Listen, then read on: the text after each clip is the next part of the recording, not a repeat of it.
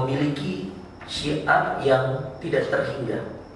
Saking tidak terhingganya, subhanallah, kita diperintahkan dengan takbir muqayyad dan takbir mutlak.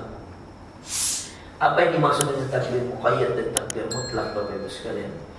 Takbir muqayyad itu yang terikat di setelah sholat kita.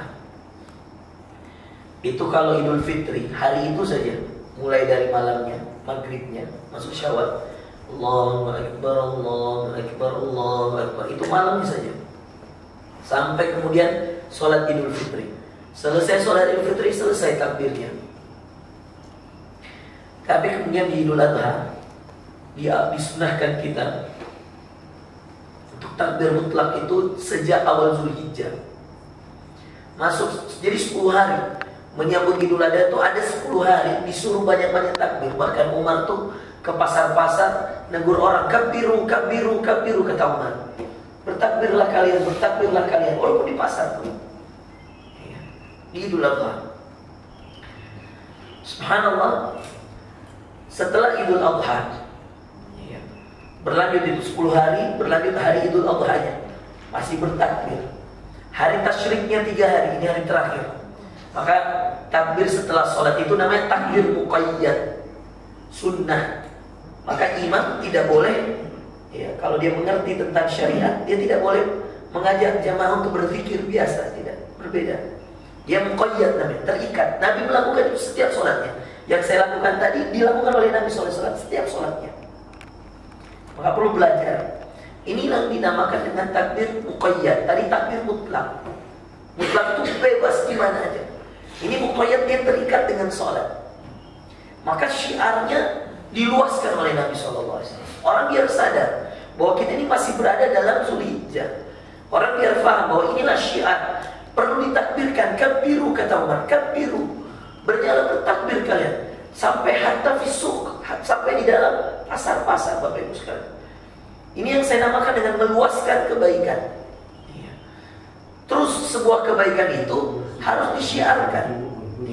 Tidak boleh ada kebaikan, Bapak Ibu sekalian, didiamkan. Tidak boleh ada kebaikan kemudian kita simpan sendiri, nggak bisa. Ada kebaikan yang perlu diluaskan, dijadarkan, bahkan diumumkan. Sebagaimana Umar tadi mengatakan, kabiru ayyuhal mu'minun, bertakbirlah wahai orang-orang beriman. Itu dari segi luasnya kebaikan Idul Adha. Kita belum berbicara tentang bagaimana Idul Adha, satu-satunya hari di mana tidak berlaku puasa di 3 hari setelah Id. Kalau Anda hari ini lebaran Idul Fitri, besok Anda mau puasa Syawal, sah. Padahal sunnah Syawal 6 hari. Hari ini puasa. Bahkan sebagian mazhab para ahli fuqaha mengatakan sebagai Syawal itu, sebagai puasanya setelah hari Id berurutan 6 hari. Sebagai Syawalnya. Tapi kan itu berat, Pak, kalau dilakukan di Indonesia. Hari pertama kita kemudian berlebaran, hari kedua langsung puasa. Itu kita masih dalam proses melis untuk kunjungan ke keluarga-keluarga kita, tante kita, om kita, mungkin nenek kita. Terus kemudian disuruh makan, kemudian mengatakan saya puasa. Itu ada hal yang kurang dari segi akhlak. Padahal Syawal itu sebagian mazhab yang lain membolehkan dia sampai ujung Syawal dan tidak berurut dan tidak perlu berurutan. Itulah yang paling benar dalam mazhab puasa Syawal. Tidak harus berurutan, tidak harus dimulai hari kedua. Itu hanya pendapat salah satu mazhab saja. Maka ketika seseorang berpuasa Idul Fitri, Bapak Ibu sekalian, hari kedua, ketika berlebaran Idul Fitri, hari kedua dia sudah boleh berpuasa. Namanya puasa Syawal, 6 hari pada bulan Syawal. Qaddarallah, Bapak Ibu sekalian, di ayyam tasyrik itu gak berlaku. Maka hanya ada 5 hari mutlak, tidak boleh orang berpuasa, mutlak. 2 hari raya, Idul Fitri, Idul Adha, dan 3 ayyam tasyrik, Makanya hari ini Pak, hari Senin haram berpuasa hari ini karena masih ayyamun tasyrik. Ada apa? Nah, itu sindiran halus tadi sebenarnya. Haram berpuasa berarti boleh makan kan? Iya. Ada bubur Manadonya, mana bubur Manadonya? Sensei. Ya boleh lah. Ya. Masya Allah. Boleh juga ditambah putu kalau ada. Masya Allah. Baik. Teman-teman yang dimuliakan Allah. Ya. Jadi subhanallah, syiarnya itu perlu diluaskan. Ya. Pemahaman kita tentang syiar Allah, pemahaman kita tentang manhaj syariat harus kita luaskan sebagai penyebaran dakwah dalam Islam. Nah, ini yang menarik Bapak Ibu sekalian. Muncul pertanyaan, kenapa Idul Adha? Kenapa bukan Idul Fitri? Kalau kami di Arab dulu Bapak Ibu sekalian, momentum orang ketemu, momentum orang datangi keluarganya itu bukan di Idul Fitri Pak, justru di Idul Adha. Di sana libur yang panjang itu, ya, itu justru Idul Adha. Orang keluar ke rumahnya, saudaranya keliling, itu betul-betul di Idul Adha. Ya. Liburan yang paling banyak anak sekolah liburan itu Idul Adha. Ya. Idul Fitri Bapak Ibu sekalian, di sana untuk beribadah Ramadan. Ya. Setelah Idul Fitri orang beraktivitas biasa. Syawal itu orang beraktivitas biasa.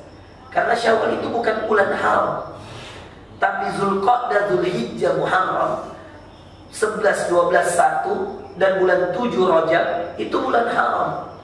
Maka mereka memanfaatkan itu untuk apa? Untuk kunjungi keluarganya di bulan haram. Ya. 10 hari pertama Zulhijjah mereka ibadah baik-baik. Setelah itu Idul puasa tanggal 9 Zulhijjah dia puasa Arafah. Setelah puasa Arafah tanggal 10 dia lebaran. Idul Adha sampai 3 ayyamun tasyrik dipakai keliling. Dan itu pasti daging lagi banyak-banyaknya Pak. Kita ini heran di sini Pak.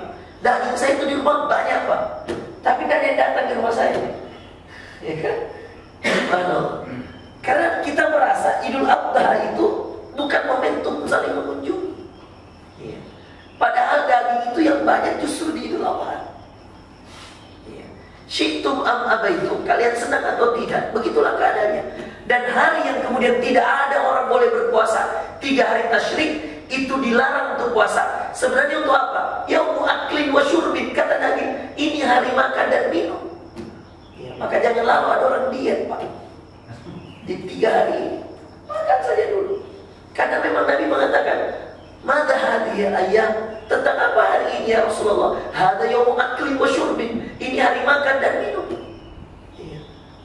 Bahayanya lah orang itu kalau kemudian dia di Idul Adha dia diet, wah susah Pak, jangan.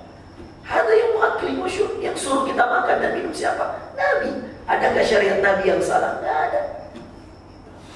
Nah, herannya saya di Indonesia ini Pak, Idul Adha biasa sekali. Ya, bahkan sudah lebaran Idul Adha, hari Senin hari ini banyak orang masuk kantor. Oh, libur di hari ini? Tanggal merah. Oh, alhamdulillah. Cuti bersama. Nah, swasta tidak libur. Swasta tidak libur. Kalau grup masuk. Kodok. Pantas Pak Kurni minta jadwalku nanti siang. Nanti siang kita zuhur di sana di Wisma Kala, insya Allah. Iya. Swasta libur. Berarti pemerintah libur, swasta masuk.